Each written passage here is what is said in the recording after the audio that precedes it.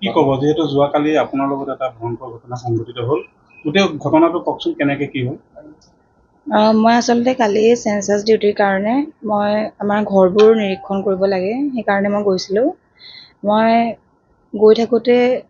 ward number 7ৰ এঘৰ মানুহৰ মানে কুকুৰটো খুলি থকা অৱস্থাত আছিল আহি পিনে মোক আক্ৰমণ কৰিলে মই বৰ বিশেষ মানে ধৰিবই নোৱাৰিলোঁ তলকিবই নোৱাৰিলোঁ কিমান ডাঙৰ আছিলে কুকুৰটো যথেষ্ট ওখ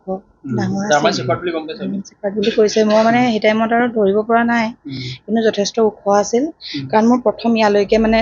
জঁপিয়াই দিছে তাৰপিছত মোৰ হাতত অকণমান লাগিছে তাৰপিছত ভৰিটোত ধৰিছে অকলে আমাৰ মানে ইনুমাৰেটৰসকলক তেনেকেই অৰ্ডাৰ দিছে অকলে যাবগৈ 16টা চিলাই পৰিছে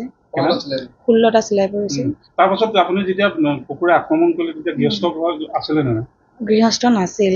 ছাইডতে ভাড়াঘৰৰ কেইটামান আছিলে সেই মানুহবোৰে মোক ধৰি লৈ গৈছে তাৰপিছত মই অকণমান মানে আধা অচেতন অৱস্থাত থকাৰ দৰে আছিলোঁ আৰু মই বৰ বিশেষ মানে সেই টাইমত ইমান গম পোৱা নাই নাই মই গেটখনৰ চাইডে জাষ্ট মানে গেটখন খোলা অৱস্থাত আছিলে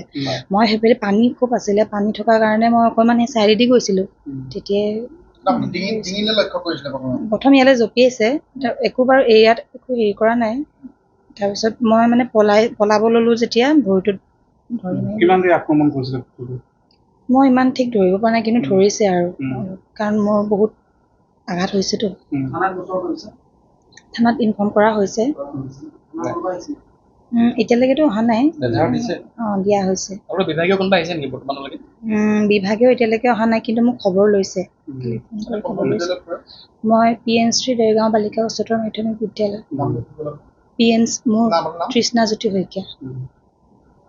কি ক'ব যিহেতু এতিয়া গোটেই গাঁৱে নগৰে চহৰে ইতিমধ্যে চেঞ্চাছত বিশেষকৈ 70% মহিলাই ইতিমধ্যে ডিউটি কৰি আছে যথেষ্ট